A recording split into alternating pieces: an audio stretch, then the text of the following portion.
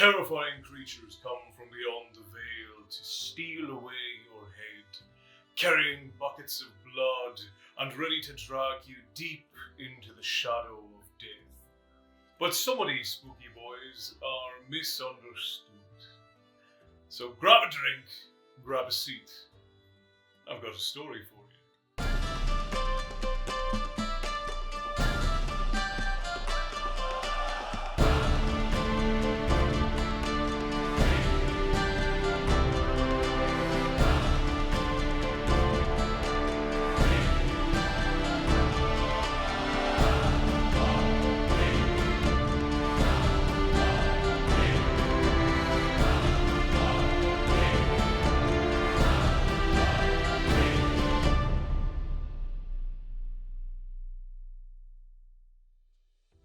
Welcome back, wayward children, to my humble hovel. I am Castle, this is my tavern, and here we talk about myth and lore and tales of yore. But today we are speaking about the creatures that have found themselves deeply ingrained in the image of Samhain, and I have for you 3 spooky boys that are misunderstood, or that are a mystery.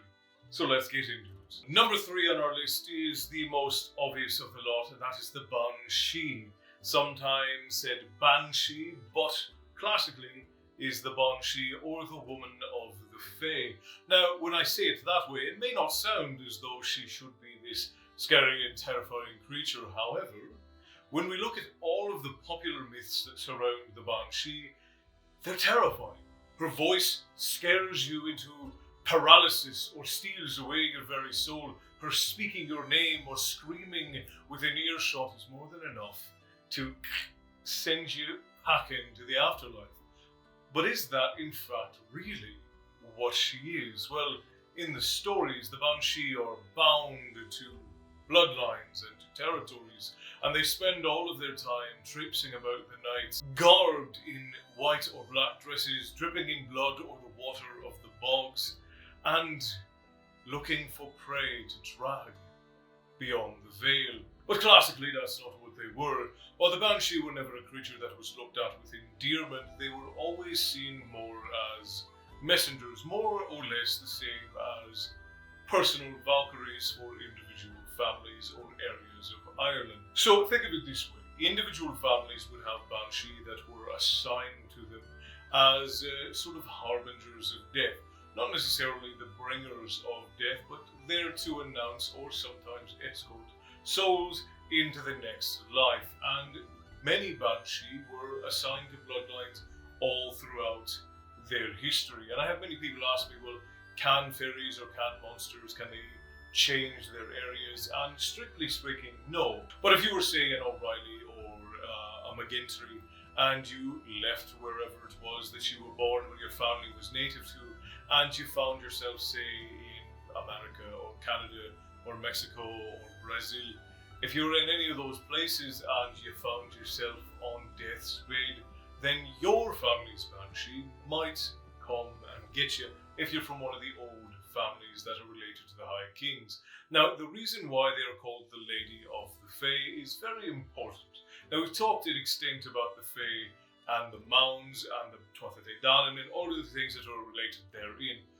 But with the Banshee specifically, usually the Banshee that was assigned to an area or a family was a direct ancestor to those that they were collecting.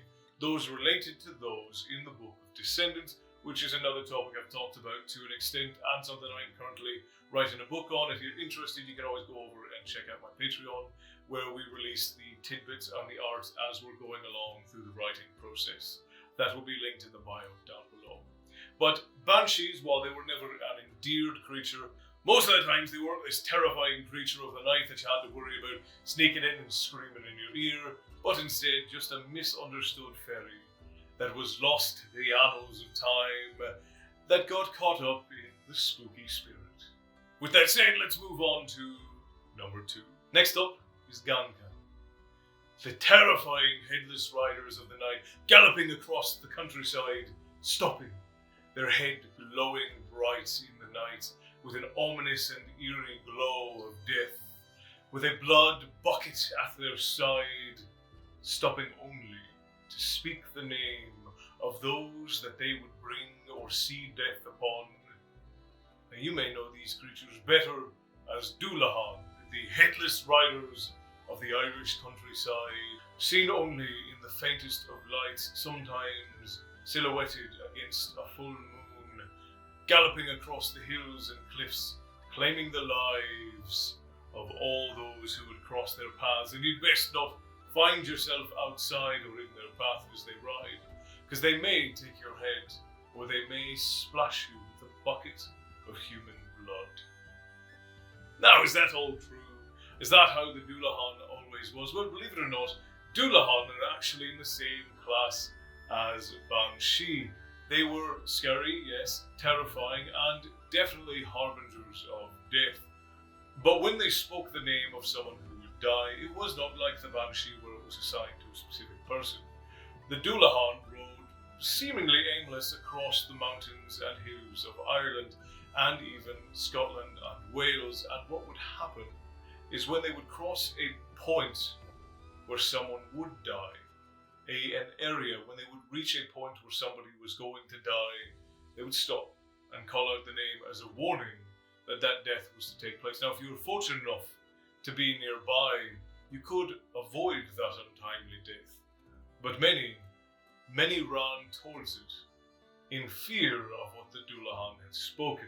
Now, traditionally speaking, there are hundreds of terrifying tales of the Dullahan all throughout Ireland, but the old classic tales that my family keeps show them as being these spirit creatures that are halfway between life and death, servants of Cronk or Cronk.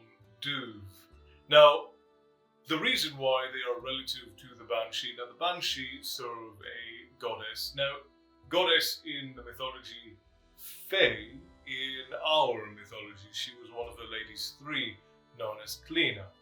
Clina and Cronk were sort of the gateway messengers of death in a sense. And one of the most interesting things about it is that neither one of them were directly involved with the Banshee, nor with the Dullahan, but the Banshee and the Dullahan come from the trees that these two much older and more powerful entities come from. Cronk being from the upline of the Dullahan, and Clina being from the upline of the Banshee. That being said, the Dullahan never went out of their way to kill anyone or to harvest souls. In some instances, they function very much like ferrymen, and it depends on which family you're speaking to, but in some instances, the Dullahan ferry souls across, and in some instances, the Banshee ferry souls across, and it's highly dependent upon which families though you're talking to. In our mythologies, the Dullahan will come and announce the name of someone who is about to die, and the Banshee comes to collect.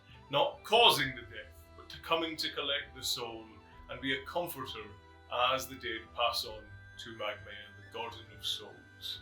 Now, that all seems very wholesome and well, yeah, so that's not really in the spirit of a Spooky Boy video. So let's go into something actually terrifying.